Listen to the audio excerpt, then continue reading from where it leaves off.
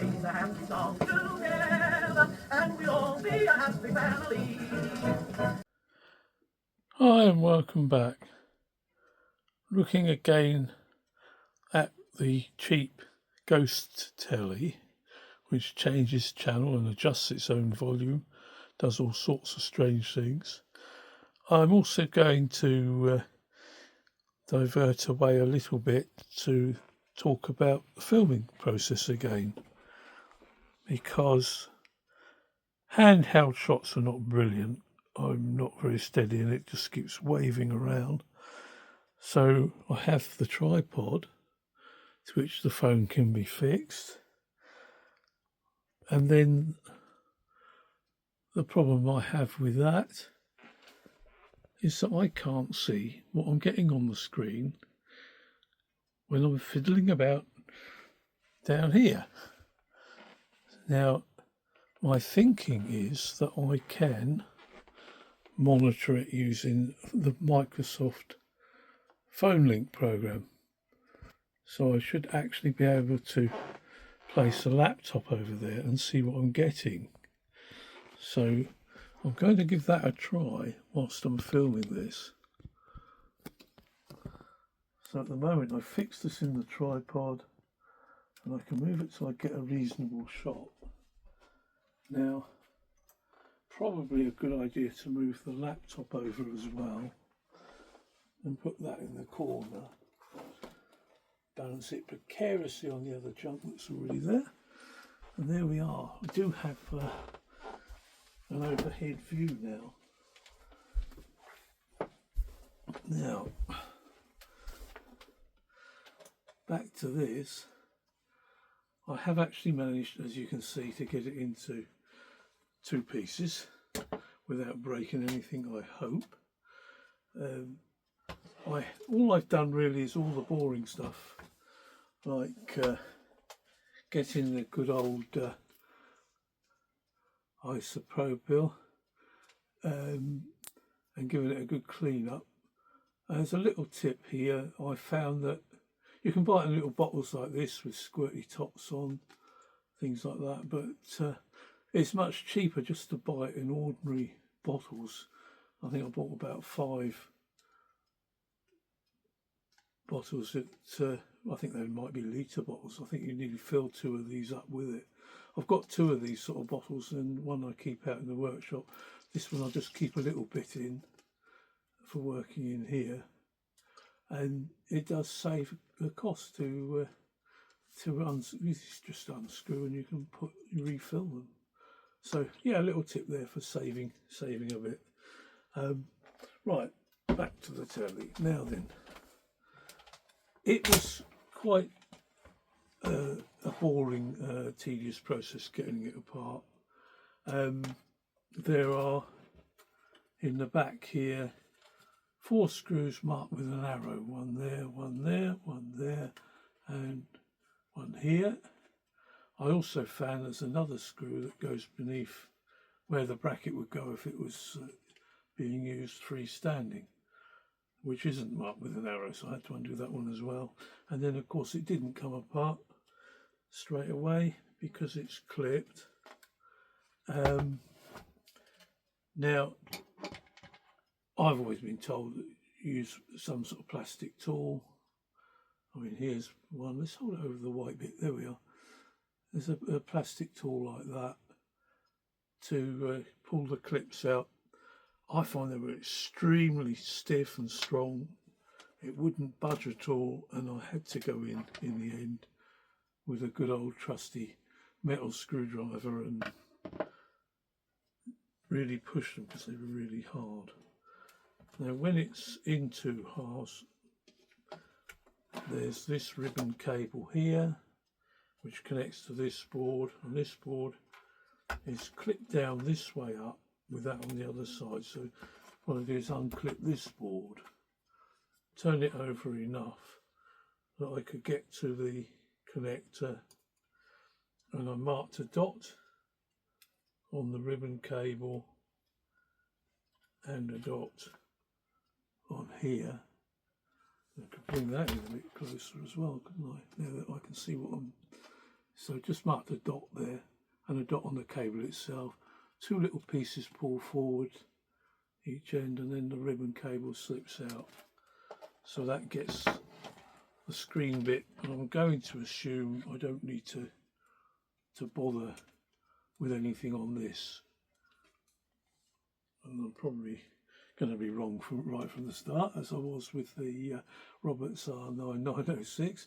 I'm going to put that bit aside to come back into play when I start putting things together.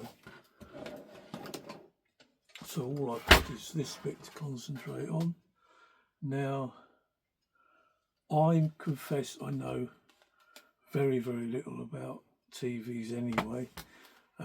Yes, I was trained in electronics, but I built things like operational amplifier, analog computers, and stepper motor drivers, and interfaces for the type of computers we had back then. None of that is any use to me today with this sort of thing, which is why I normally work on 1960s, 1950s valves and transistors, much more in my comfort zone than I am with these. I don't have much of a clue how this works. I mean, there's plenty more chips and so on the display bit, the bit I put to one side. There's also all these capacitors on here. There's 6 electrolytics on there. There's an inductor there.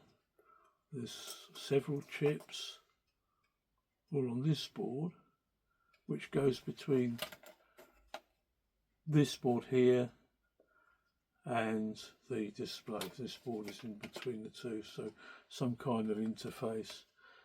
I'm really be grateful to anyone who does know a lot about these at any point as to how they worked and where I should be looking. There's this tiny board down here in the corner, and that I think is where where it detects the remote. Also has the indicator to say the set's on. There's a small capacitor in that. Other than that, I think that's just an LED there. Oh, a couple of LEDs. Well, one will be a detector, won't it, for the infrared, and the other one will be the LED that shows it's on. And there's also these buttons down the side here. Now, again, I'm wondering, it's been in a kitchen, it's been exposed to quite a lot of steam and various other things, and it was a bit sticky, to be honest. I had to wipe it off, and wipe it off with the IPA. So could this board be near the edge with all the switches, buttons on? Could it be something to do there? Should I just give that a good clean up? Maybe is there any capacitors around? Then, there's 2 little speakers down here. They're quite cheap and nasty. I mean, the whole thing was, again, very cheap. I think most people would just throw it away and get another one after all these years. It's got the date on here, on this board, 2011. So at time of filming, that's 13 years old, perhaps nearly 14 years old. So it's been in service for that time, stuck up on the wall in the kitchen, a means of being able to carry on watching your programme whilst you're doing the cooking or making a coffee. So whether I need to touch anything here, I'm not sure.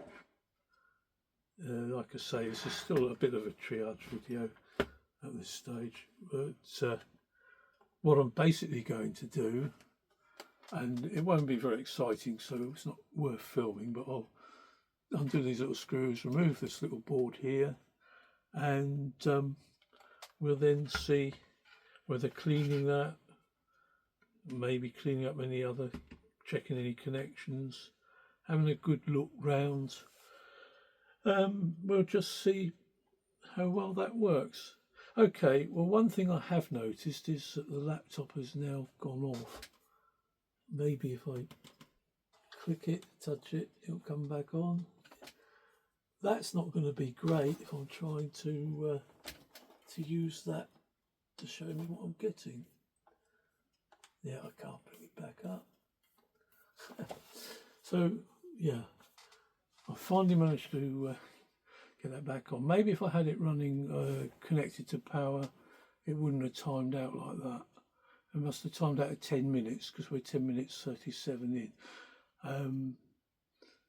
So, yeah, let me know a couple of things really, if any of you know where I should be looking. I'm kind of inclined to down this area. Where does this go to? Trace that cable in.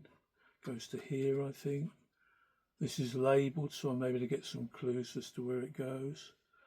And again, maybe just wipe everything down with IPA and look for any, maybe put the boards under the microscope, look a bit closer, see if I can see any dry joints or any dodgy looking capacitors or anything like that.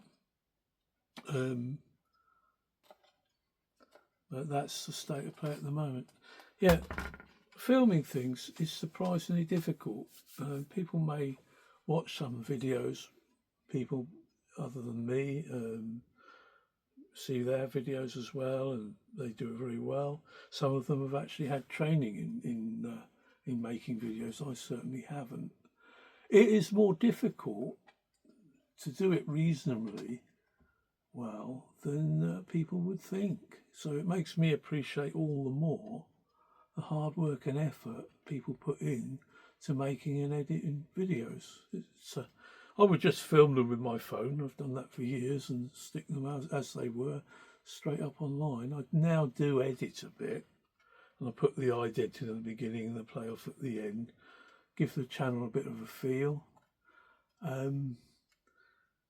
That's little unforeseen things, like now at least I can see when a thing's in frame. I can come in closer and I can see what you're seeing, which I couldn't before. So yeah, because I am only going to use the phone. I'm not going to buy in cameras and things to do this. We'll see how far I can get just using the phone. You always get an unforeseen problem, like the screen going blank on me as it did just then. Yeah, I think I will try having it powered up, connected to the charger, the laptop, so that it hopefully won't do that whilst I'm filming. So I'm waffling on, so let's leave it at that point and say thanks for watching. And I know this isn't a particularly interesting project for a lot of you, but it's something I felt I could do, and I could practice the filming side of things a bit more and get some feedback. So we'll leave it there for now, and I'll catch you in the next one, and thanks for watching. Sing a happy song together, fill the air with harmony. Sing a happy song together, that's the song to choose. For pushing away the blues, keep the heartstrings running, there's a good time coming. It will keep on humming a melody. Sing a happy song together, and we'll all be a happy family.